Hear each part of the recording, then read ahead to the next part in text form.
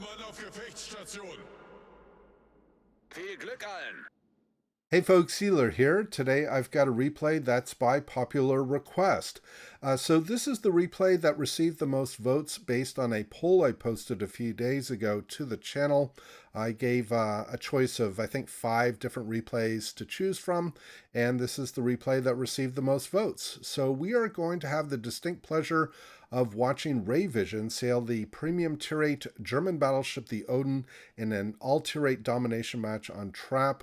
There are carriers in play, and Ray is running a blended secondary concealment build, which is well, frankly, a very good choice, and I'll talk more about that a little later on in the video. But before I get to that, I want to remind folks that I am running a giveaway on Twitter right now. Deadline to get in on that giveaway is tomorrow, December 14th at 23:59 UTC. That's the deadline. And if you want to get more details, go check out this 2-minute video that's in the upper right-hand corner of your screen. I'll leave a link to that video in the description below. The video explains how to get in on the giveaway, what I am giving away, and you also get to see me sink an aircraft carrier. All right, so let's get to, well, before I get to the gameplay, let me offer a little self-effacing admission, for lack of a better expression, about the Odin. So a few months ago when the Odin first came out, I did my review and I basically said, in fact I said explicitly, this is not a battleship. And to some extent I still hold true to that opinion. Because she has a lot of characteristics that are not very battleship-like, especially at this tier. Her gun systems are equivalent to a supercruiser with 305mm guns, and her health pool is quite small. In fact, very small for a tier-VIII battleship. And that is going to go to how Ray plays his ship. His choice of taking a full concealment build, and he also obviously has maxed out the secondaries, but taking a full concealment build gets his concealment down to 12 kilometers. And in his notes to me about this game and about the Odin in general, he pointed out that he has a lot more success if he plays the Odin early on like a cruiser. And I think that's a very good way to look at this ship, especially early on. Her health pool, like I said, is remarkably small for her tier as a battleship. And so Ray plays, or is going to play, more conservatively during the early parts of this battle, so that he conserves his health. And this is a practice that's not uncommon, frankly, among many of the German battleship players, because while there is this sort of very strong, he gets a nice double citadel on the anchorage, while there is this very strong urge to, as you know, the German battleship with lots of secondaries, to sort of push in and be the brawler, those practices are better reserved, frankly, for later in the battle. And when opponents have been thinned and you can work opponents more on a one-on-one basis. So what we are seeing Ray do here is he's working as a long-range artillery cruiser. He's gotten himself into a relatively good position to be able to crossfire over toward Charlie, although he does have some opponents here that have pulled back behind islands that are going to make it a little harder for him to hit them consistently. In fact, you can see he's sort of vacillating on whether he shoots at the Loyang. Looks like he's going to go back to the North Carolina, who's backing up here. And so, in fact, at this point, we're 4 minutes into the game, and while he has been shot at, I think, very briefly, he hasn't taken any damage.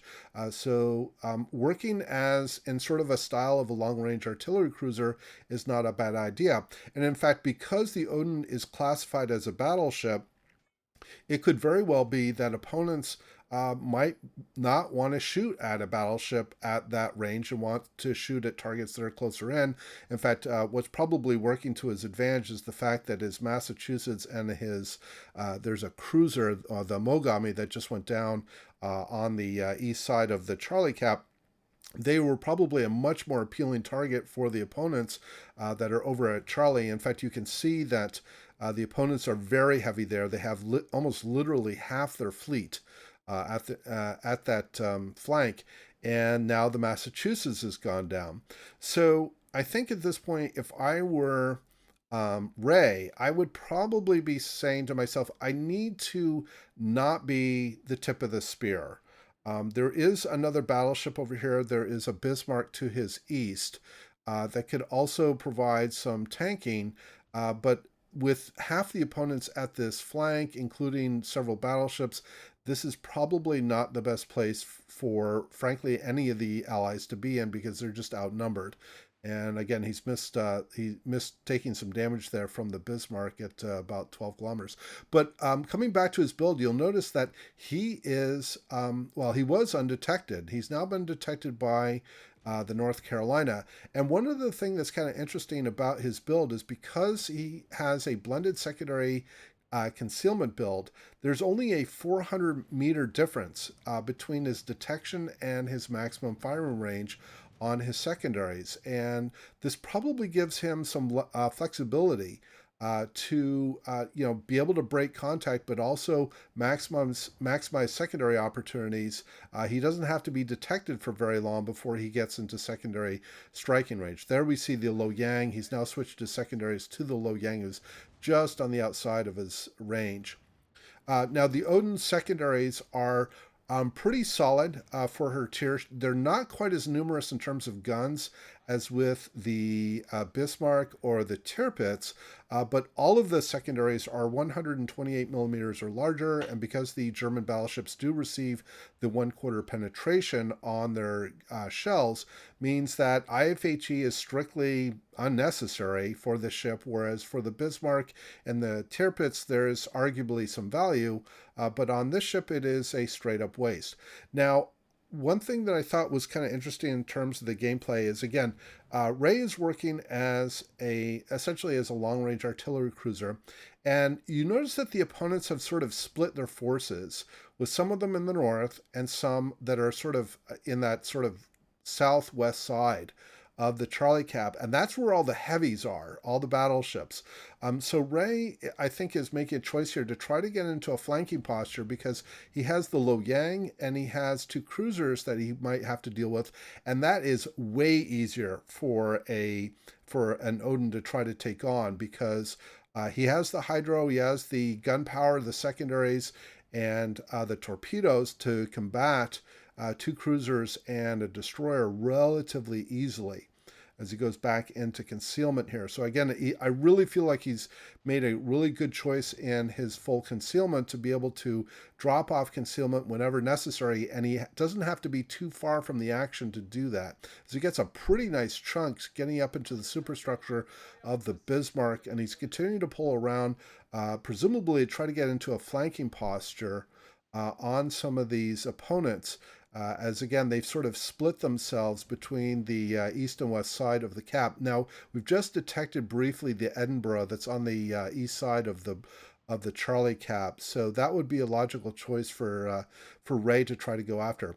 One other tactical item I want to draw out here is that the Allies took the Bravo Cap, and at no point has it been contested by the opponents, as far as I know. So the Allies have been getting points consistently, even though they have a two-ship deficit now. They've consistently been getting points from that middle cap, which has definitely helped to keep them in the game despite the deficit. Tirpitz does go down. That it brings the deficit to 1. This Bismarck is quite low health, and he has now isolated himself, putting himself into a crossfire between Ray and the Talon, and he will likely go down relatively soon as well. The Allies just lost their destroyer, the Soul ship classified as a destroyer, and I'll get to more about that, why I'm making that comment here a little bit later. But the Akazuki went down, that was on the south side of Bravo, and I didn't see if the Bismarck went down yet. I think he just did. And the Anchorage went down because he overextended himself. Now, Ray, I think in his notes to me on this game, I think he realized this is the point where he needs to use his capabilities as the Odin to go and try to finish off these true cruisers. But he also knows that he's being hard detected by the Loyang, and so I think he's trying to anticipate the Loyang here. He hasn't used his hydro yet. There is the Edinburgh, And this would be a logical place for him to start using his hydro and press the Edinburgh. Being shot at by the North Carolina, I think, and yeah, this is actually a difficult position now because he's hit the map border and he's going to be forced to give broadside to the North Carolina. It's very unlikely that he's going to take a citadel hit because he does have the turtle back, but he is going to potentially eat a lot of penetrating shots. Now he's gone back into concealment because the Baltimore is just outside his detection, and I think he's also trying to leverage the smoke screen. Yeah, he has put up his hydro here, so he can predict the torpedoes that may be coming, and he's also going to use the terrain here to his port side to try to keep some distance, keep himself protected from shots from the North Carolina. There is the Edinburgh. Boy, that is not a good position for Edinburgh. I'm sorry. Well, he's lucky that he didn't take any citadel hits. He's going to send his torpedoes short here in case the Edinburgh pushes out. Looks like he's going to be able to get the citadel hit now, hopefully. Yes, he does, and there's the torpedoes, and he slows and rotates in, so easily avoids those. And his hydro is now lighting the Lo Yang that is on the west side of the island next to his port side. The Baltimore is peeled away, and so now the Baltimore isn't a threat. You can now work the Lo Yang. So coming back to my comments earlier about how to play this ship in a relatively low health pool. Again, he worked as a cruiser in a lot of ways early on. Now he's working in a way that the German battleships are very good at, which is handling one-on-one engagements and pushing in when they need to. There are the first set, and looks like the only set of torpedoes that the Lo Yang was able to get away. That was kind of suicidal for the Lo Yang to do that. This also gives Ray an opportunity to rotate and put a very well-armored position on the North Carolina. And this is one of the places where the Odin genuinely does work as a battleship, is she definitely has battleship level armor, and that's definitely going to work to his advantage here as he rotates back in. You notice he didn't take too much damage there from the North Carolina. Now's a pretty good time for him to try to get this rotation done and reposition so he's more bow in now that the North Carolina has fired, although it looks like the North Carolina is going to try to get his rear turrets out on Ray. Yeah, here comes those shells. Yeah, that was a pretty good hit. And this is one of the things that some of the early reviews of the Odin, he takes no, that wasn't quite so bad of a hit. But one of the early sort of opinions of players about the Odin was that because of a relatively low health pool, taking a big hit, if she were broadside, even if she doesn't take any citadel damage, really cuts into the percentage of her overall health much more badly than it does with other battleships at this tier. There you notice that he really didn't take too much in the way of damage there from that last salvo from the North Carolina. And he's now basically he's basically going to win this engagement so long as he stays angled in on the North Carolina. Send his torpedoes now just as some insurance, but he should be able to get this North Carolina down relatively easily. Yeah, he disables one of the guns and the torpedo takes him out. He now is going to have to, he gets another heal in, and now he's going to get his secondaries going on the Baltimore. Not sure why they're not firing yet, because he definitely set them. I don't know if he's lost a lot of secondaries. We don't have that indication in this game in the heads-up display how much in the way of secondaries he may have lost at this point. So I didn't see too many firing at him at the Baltimore. All right, so coming back to the tactical situation, it was down to a 4-on-4. Ray has gotten it down to a 4-on-3, but the opponents have potentially the tactical advantage because they do hold 2 caps. Ray has to use his damage control here because the fire was going to kill him otherwise if he didn't. He's just going to have to hope that he doesn't get set on fire again by the Baltimore. These are 203 millimeter guns, so they can do some material damage. Not sure what happened there. Is he going to get the kill? All right, he does get the kill with the main batteries, and he's down to 115 hit points. But now I'm going to come back to a comment I made earlier about how there was only one ally in the team designated as a destroyer. So one of the running jokes that has been around for a long time with the tier pits for the last 4 or 5 years is that the German battleships, which carry torpedoes, are effectively big destroyers. And in fact, I've moved ahead here about a minute and a half after he has secured the Charlie cap, acting as a destroyer, taking the cap for the team, and he's now pushing towards Bravo. Now, it is a 2-on-1, but the Allies are down and the opponents hold 2 caps.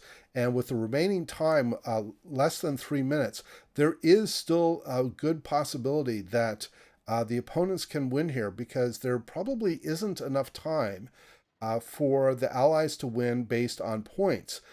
They are probably going to be forced to sink this carrier to win this game. And he's having to do some blind shots here as the August von Perceval keeps coming in and out of detection. Does get quite a few shells on him despite him going back into concealment. He is working on taking the Bravo cap. The carrier looks like he's going after the Lexington. Now, I think the Lexington did a really good thing here to basically act as the bullet sponge, because Ray has used all of his heals and he's down to fewer than 18,000 hit points. That was a pretty good hit at that range. And in about 10 seconds, he'll have the Bravo cap. But again, with the Allies are down 60 points, and with the time remaining, they cannot catch up. They're going to be gaining on the opponents at 30 points per minute, but with only a minute and a half left and a point differential of, well, 50 points, there's no way for for the Allies to win on points. They have to sink the carrier to win. Ray took a pretty good hit from the AP bombs, but doesn't quite go down. And if I were the opposing carrier, I would probably go after Ray again, because if he can sink Ray, the opponents would win, provided that the carrier stays alive. But that was another pretty good chip. The carrier is almost dead, and if I didn't already call it out, Ray did get his second solo cap here a few moments ago. Another salvo out, but that looks like he gave too much lead. Try to get the rear turrets going. Is that going to be enough to kill the carrier? Let's see. We're down to the last 30 seconds, and he does get the kill for the Kraken as well.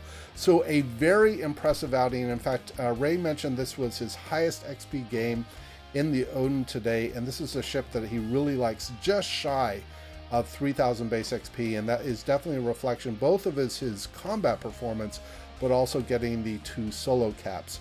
So Ray, thank you very much for sending this replay in. I hope everybody did enjoy the replay and the commentary. This was a terrific match.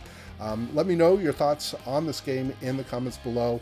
And as always, we hope to see you out there on the virtual seas, and we wish you happy sailing.